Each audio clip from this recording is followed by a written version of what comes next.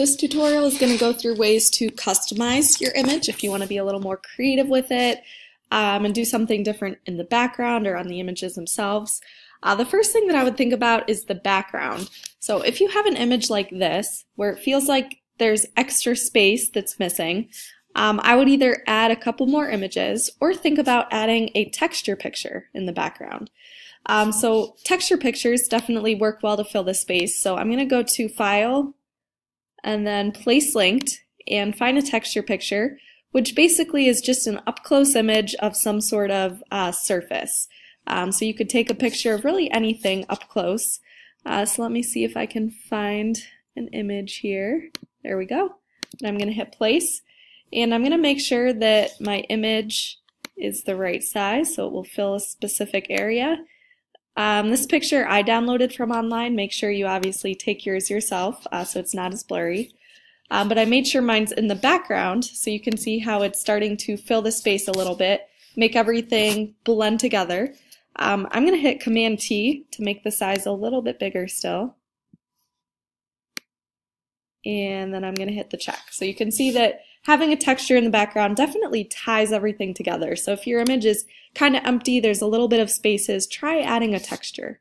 Something else you can try to customize your images, make them a little different, stand out, is something like this where you have a drop shadow. So just this image has the drop shadow, so you can see a little bit of that value change behind the image.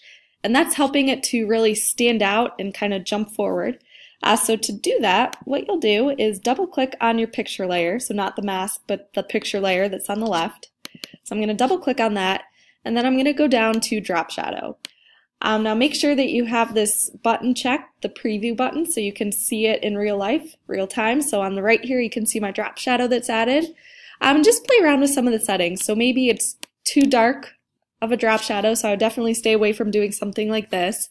I would keep your opacity maybe around 30%, so you don't want it to be too dark, just something kind of subtle that blends in.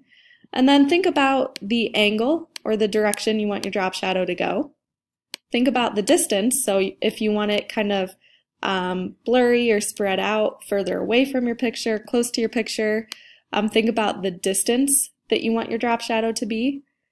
So just play around with some of these different settings and then hit OK and move on to your next image if you're adding a drop shadow to that.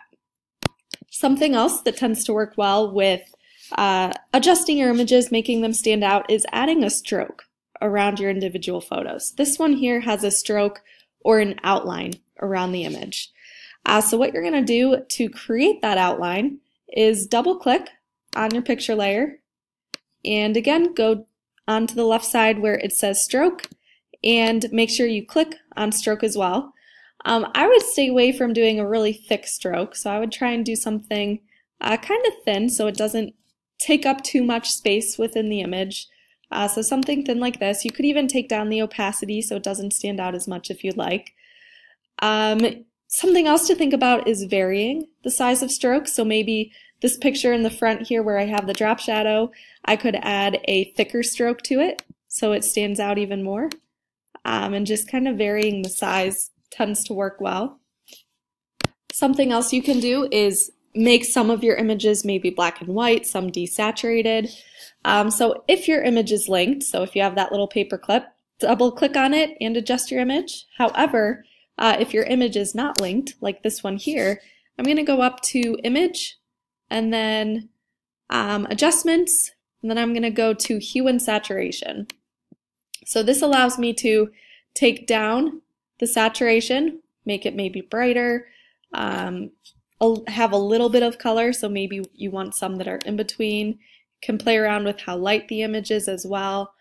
So just kind of keep playing around with your images, try and make each one different and stand out. Something else you can think of is maybe using the tablet or maybe drawing on top of your picture, so using your paintbrush and drawing around the edges of your flower petals.